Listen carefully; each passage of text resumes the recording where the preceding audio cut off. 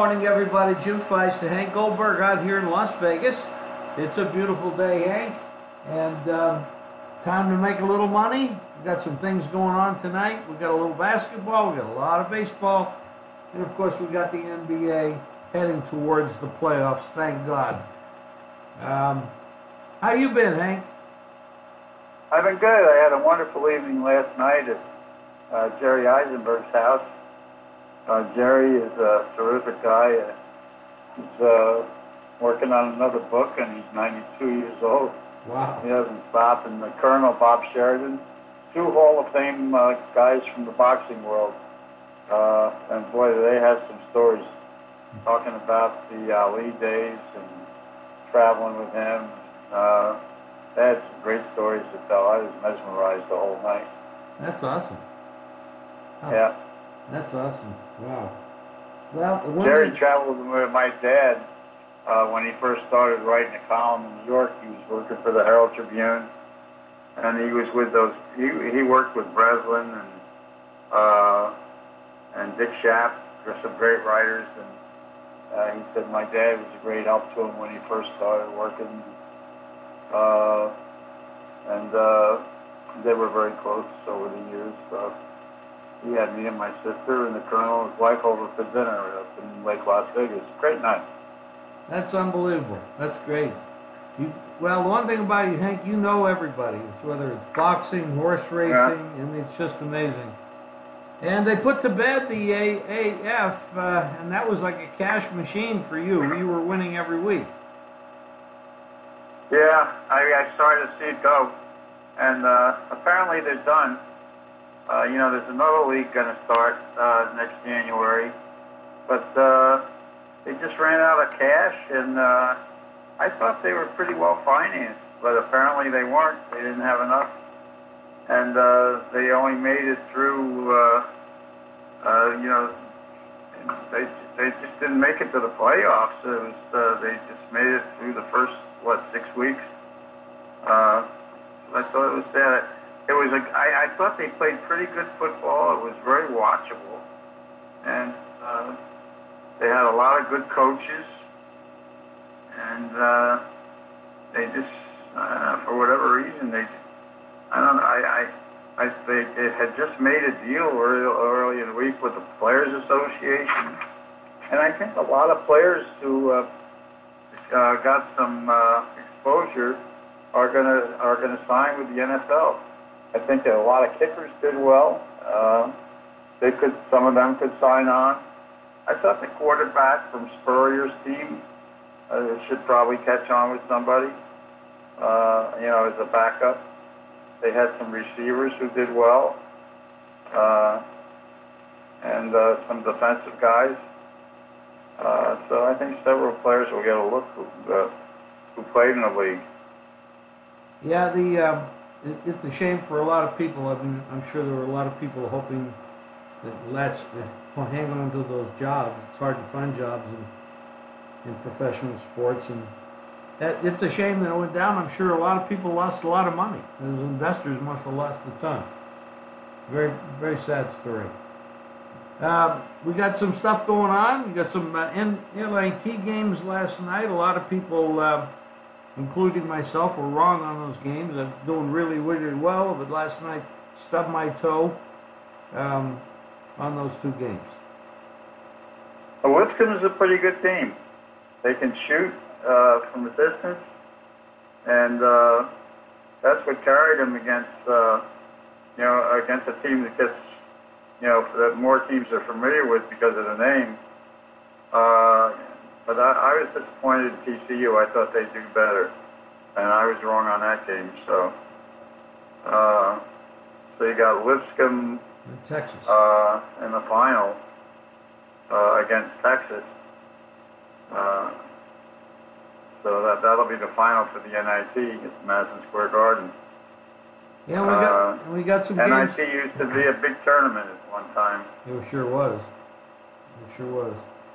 Well, it's still entertaining, and people watch it, and put fans in the seats a little bit. But The NCAA, of course, ends up on the Final Four on Saturday. We've got 2 good games, and then we'll have a final. Ever since it got to the Sweet 16, you could throw a blanket over these teams. There's so many teams that were capable of winning, and the games were tight and close and down to the last minute. It was very exciting. Yeah, the games have been good. Auburn, of course, is a surprising team, and Texas Tech. People just didn't know about Texas Tech, but they've been a good team most of the season and well coached, and I think they got a heck of a chance against Michigan State because 2 teams that play with similar styles, they really smother you, and that game is going to be a battle, and it should be not a very high-scoring game, I would suspect. And the other game is, Virginia going against an Auburn team that's very well coached. I'll tell you, all the people at ESPN are really rooting for Bruce Pearl. He worked for ESPN for a couple of years. He was a very popular guy there. And, I'm really torn because Izzo's a good friend and Bruce is a good friend.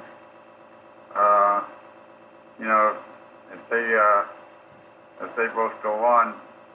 But I'll tell you something. I think Virginia is going to have a lot of trouble with Auburn because Auburn's ability to score. And I'll tell you, for a team that doesn't have huge size, although they have a couple of guys who are 6'8", they are a very good rebounding team. And they can score a lot off their ability to control the boards against, and they showed that against a bigger team when they went up against Kentucky. So I think Auburn's going to make it. I think Auburn could actually win that game against Virginia because Virginia is. I'll tell you something about Virginia.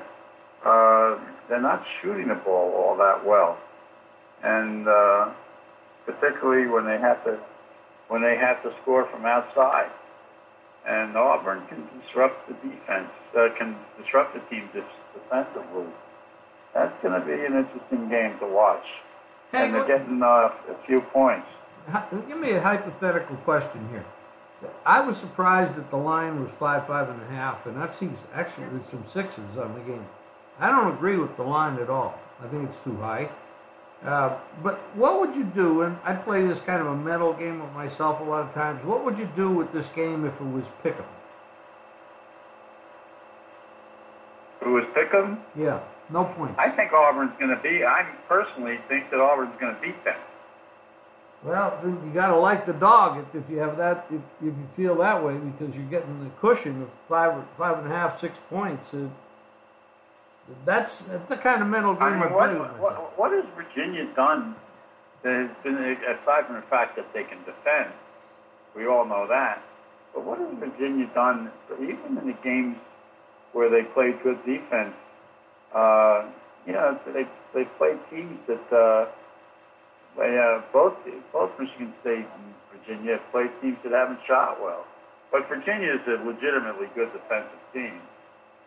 But if you take their scoring guys, they're not hitting very well at all right now.